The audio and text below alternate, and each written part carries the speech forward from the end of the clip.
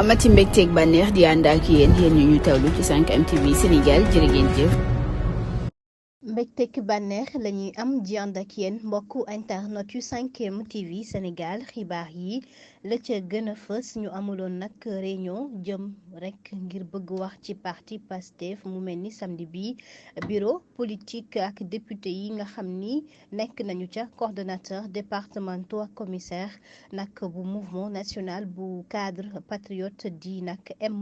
MNCP ñoom nag ànd nañu rek ngir waxtaani lu jëm ci parti bi suñu sukkandikoo ci suñu naataango yi di waa Source A mi ñu xamal xibaar bi di wax ni Bassirou Diomaye Diakhar Faye ak Ousmane Sonko kon daje nañu ci benn hôtel fii ci Ndakaaru ginnaaw rek kon bi ñu amee ndam rek ci présidentielle bi ñu weesu ñoom nag la ñu doon waxtaanee suñu naataango yi di ñu xamal ni bokk na ci wàllu question financement jëm ci activité ak projet yi nga xam ni tëral nañu ko ngir rek daal di tabax lu jëm ci wàllu siège ak nomination yu jëm ci poste directeur ak restructuration bu Pastef maanaam kon defaraat parti bi seggat ko ba mu baax ndax na nag jëm ci les responsables parti yooyu kon ñu ànd ak ñoom. moom ilimaanu jëwriñ bi daal di rek wax ni jëm nag ci li nga xam ne moom la ñu bëgg ni Bassirou Diomaye Diakhar Faye dafa war a dellusiwaat ci poste président d'honneur bu parti bi ci fàttali moom nag Bassirou Diomaye Diakhar Faye tekki woon na ndombal tànkam ci bi ñu ko falee rek mu nekk njiitu réew bu Sénégal ci nag ñaari fan ci weeru avril bi la ñu génn la yëkkati woon kàddu ni kon nag day rek teg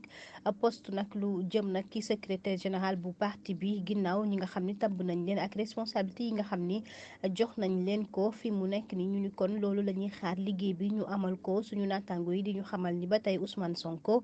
ci loolee la wax ginnaaw liggéey bu am solo bi nga xam ni teg nañu ko ak waxtaan bi nga xam ni yëkkati nañ ko fa ndax rupture la ñu woote te rupture yooyu kon nag dañ koy njëkkee jëm ci ministre yi tamit daal di koy yóbbee ci askan wi ak militant yi moom Bassirou Diomaye Diakhar Faye daal di yëkkati ay kàddu dolli si di wax ni fi mu nekk ni nag moom képp koo xam ne rek jox nañ la liggéey ca na mu gën a gaawee itam ca na mu gën a rafetee war na ko mën a def nag jëm ci suñu ressources financières yi nga xam ne am nañu ko ñu tabax nag benn siège boo xam ne dañuy amal formation politique bu ko defee ñu am nag ndëgër laay bu baax ba tey rek suñu naataango yi di ñu xamal ni loolee kon la ñu yëkkati ci bile ndaje.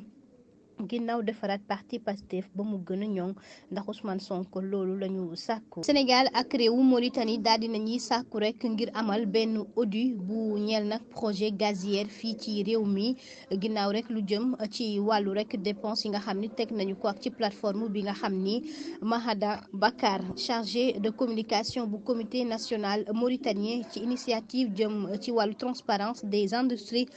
extractives nag ITIE. kon lañ ko xamle suñu nattango yi di APS di ñu ko xamal ginnaaw lu jëm ci wàllu gestion gaz bi kon dañ ko war a xool bu baax a baax gunge leen xool itam nan la ñuy tegee projet bi ay weer sax moo ci daal di des ngir ñu teg ko kàddu yi sax moom monsieur Bakar yëkkati na ko ci ndaje ba ñu doon amal jëm ci rapport 2021 bu ITIE ginnaaw gi ci altine gi kon lañu ko rek daal di ndar képp foofe ca ndar géej ca teewaayu Baba Salihi mu nekk kenn ca seen natango ginnaaw entreprise yi nga xam ne teg nañu ko.